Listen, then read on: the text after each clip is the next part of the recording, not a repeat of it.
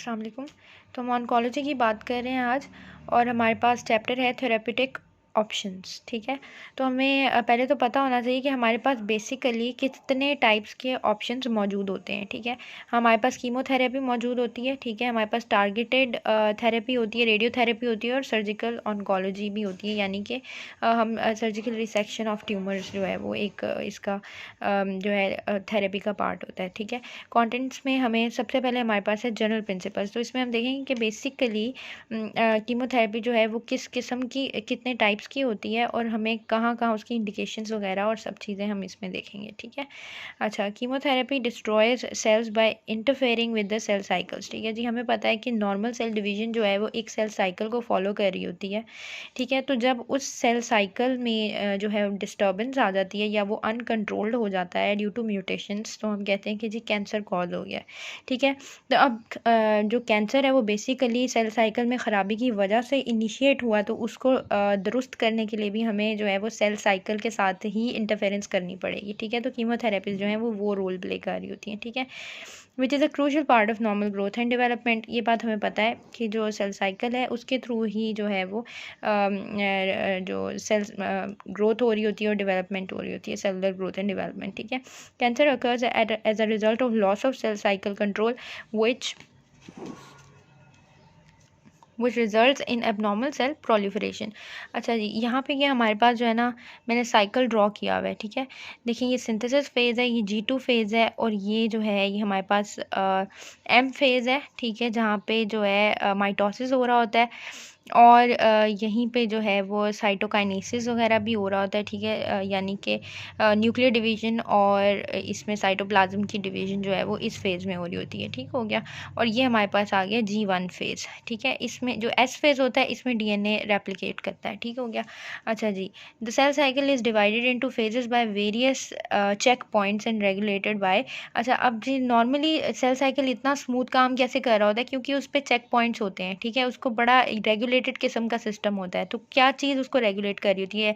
CDK cyclin dependent kinases जो हैं वो इसको एक तरह के एज अ चेक पॉइंट इसके ऊपर काम कर रहे होते हैं। साइक्लिन्स रेगुलेटरी प्रोटीन्स होते हैं। ठीक है, और CDKI जो हैं वो नेगेटिव रेगुलेटर्स के तौर पे काम कर रहे होते हैं, क्योंकि ये क्या होते हैं, बेसिकली ये साइक्लिन डिपेंडेंट काइनेज इनहिबिटर्स होते हैं। ठीक है, तो जब हमें नहीं चाहिए एनी मोर, हमें जो है वो सेलुलर डिवीजन हमें मज़ीद नहीं चाहिए, और हमें मज़ीद मैचुरेशन ऑफ सेल नहीं चाहिए, तो हम तो ये जो है ये एज अ नेगेटिव रेगुलेटर जो है वो काम करेगा। ठीक हो गया, अच्छा आगे हमने बात की है इधर रिस्ट्रिक्शन पॉइंट की। अब क्या होता है कि G1 फेज़ में ना हमारे पास कोई S फेज़ से 2-3 घंटे पहले, ठीक है, G1 फेज़ में हमारे पास जो है वो रिस्ट्रिक्शन पॉइंट्स मौजूद होते हैं। ठीक है, अब ये रिस्ट्रिक्शन पॉइंट्स का क्या मतलब होता है कि ये जो है सेल को मज़ीद मैचुरेशन से रिस्ट्रिक्ट करते हैं, यानी कि इसके बाद इस पॉइंट पे पहुंच के सेल को पता चल जाता है कि हाँ भाई, अब मुझे मज़ीद मैच्योर होने की ज़रूरत नहीं है,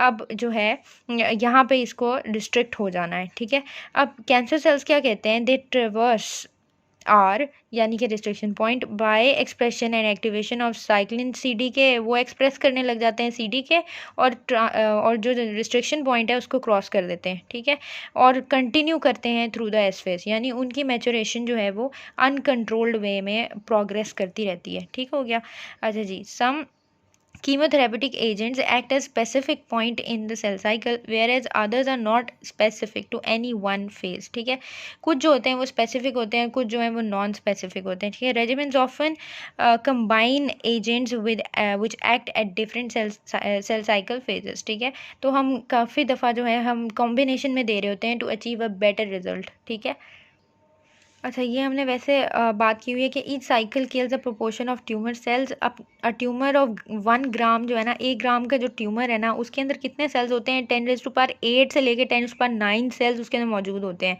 और अगर आप एक cycle causing a cycle causing 99% cell kill results in a 2 log reduction reducing the tumour size to 10⁻6 to 10⁻7। मतलब अगर आप एक साइकिल देते हैं ना कीमोथेरेपी का डोज देते हैं तो एक साइकिल में उसके जो है वो इतने सेल्स जो है वो मर जाएंगे, यानी कि वो 10⁻8 टू 10⁻9 से वो किस पे आ जाएगा, 10⁻6 से 10⁻7 के।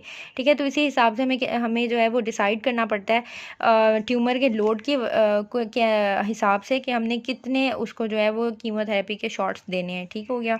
अच्छा जी, length of each cycle depends on both the pharmacokinetics of drugs and the time required for the normal tissue recovery। ठीक है, तो जितना आगे कि भाई नॉर्मल टिश्यू रिकवरी में कितना टाइम लग रहा है plus pharmacokinetics is very important. ठीक है, तो दोनों दो हमारे पास जो चीज़ें हैं जिनके ऊपर डिपेंड कर रहा है हमारे पास जो लेंथ ऑफ साइकिल है, तो वो बेसिकली हमारे पास ये है। ठीक है, अच्छा इंडिकेशंस की बात कर लेते हैं। तो इंडिकेशन क्या है कि न्यू एडजुवेंट आप दे सकते हैं, यानी कि आपने कीमोथेरेपी जो है वो सर्जरी से पहले दी है। ठीक है, जब यानी कि जिस तरह अगर आपको लगता है कि सर्जरी के लिए थोड़ा सा जो ट्यूमर है वो ज़्यादा बड़ा है, ठीक है, तो आपने पहले कीमोथेरेपी दी ताकि ट्यूमर का जो साइज़ है थोड़ा श्रिंक कर जाए। ठीक है, थोड़ा सा जो बल्क है वो कम हो जाए, फिर आपने जो है और माइक्रो मेटास्टेसिस जो है वो भी थोड़ा रिड्यूस हो जाए, तो आपने इस वजह से उसको पहले कीमोथेरेपी दे दी और फिर लेटर ऑन आपने उसका सर्जरी का प्लान कर दिया, तो इसको हम कहेंगे न्यू एडजुवेंट आपने कीमोथेरेपी प्लान की है। ठीक है,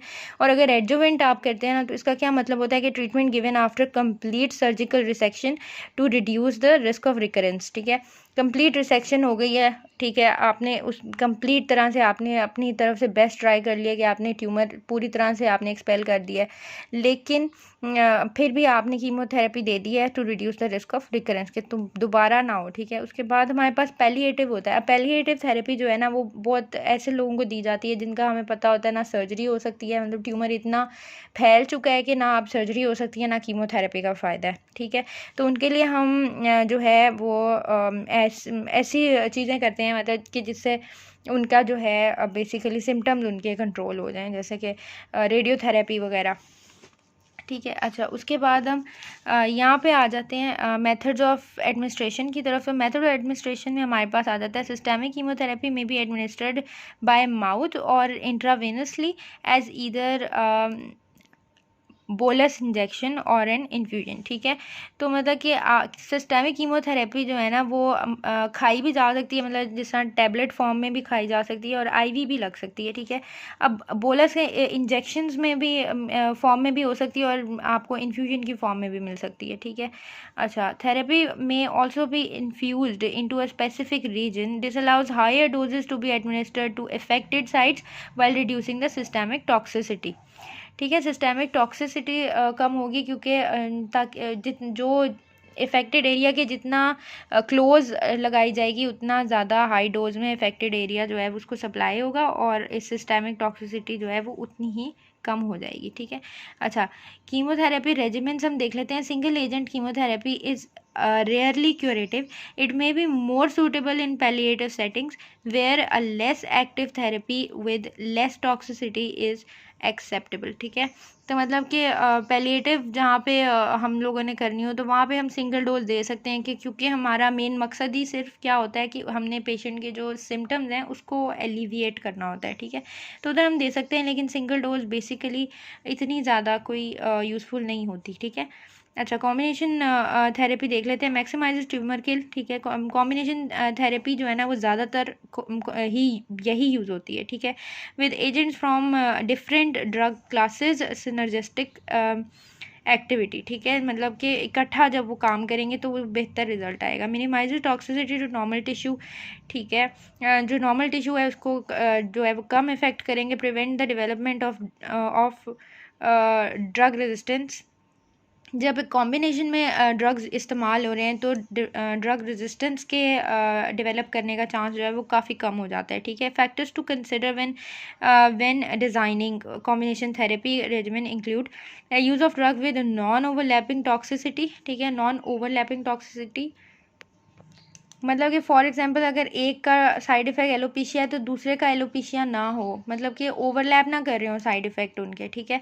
use of drugs eight there optimal dose and frequency, optimal dose और फ्रीक्वेंसी का ध्यान रखना इंपॉर्टेंट होता है। Use of drugs with non overlapping mechanisms of drug resistance, ठीक है। तो जाहिर सी बात है अगर हम दो ड्रग्स यूज़ कर रहे हैं कॉम्बिनेशन में और दोनों का mechanism of drug resistance cause करने का सेम ही है, तो फिर तो हम जो है ड्रग रेजिस्टेंस को बड़ा पेशेंट को हम प्रॉन कर रहे हैं कि वो ड्रग रेजिस्टेंस हो जाए उसको, ठीक है।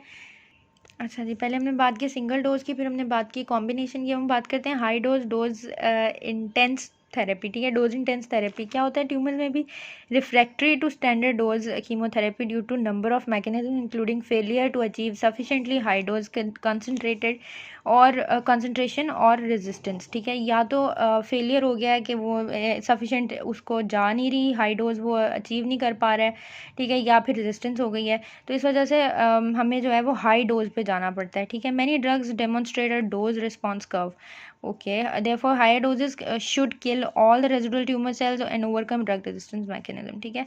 तो जो रेजिस्टेंस मैकेनिज्म है हाई डोजेस जो है वो हमें उससे भी बचा लेती हैं। अच्छा जी, अच्छा, अब ये जो अप्रोच है ना, ये कि भाई हम हाई डोज दें, तो this approach is associated with significant bone marrow toxicity and requires bone marrow और स्टेम सेल सपोर्ट, ठीक है। स्टेम सेल सपोर्ट या बोन मैरो सपोर्ट हमें देनी पड़ती है क्योंकि जब हम हाई डोजेस पे जाते हैं तो बोन मैरो टॉक्सिसिटी जो है वो इनएविटेबल हो जाती है। It has an established role in the treatment of high grade lymphomas में इसका बड़ा अच्छा रोल है, एंड मल्टीपल माइलोमा में भी, एक्यूट एंड क्रॉनिक ल्यूकीमिया में भी बड़ा अच्छा काम है, ठीक है। अच्छा, साइड इफ़ेक्ट्स की बात हम नेक्स्ट टाइम करते हैं। Thank you.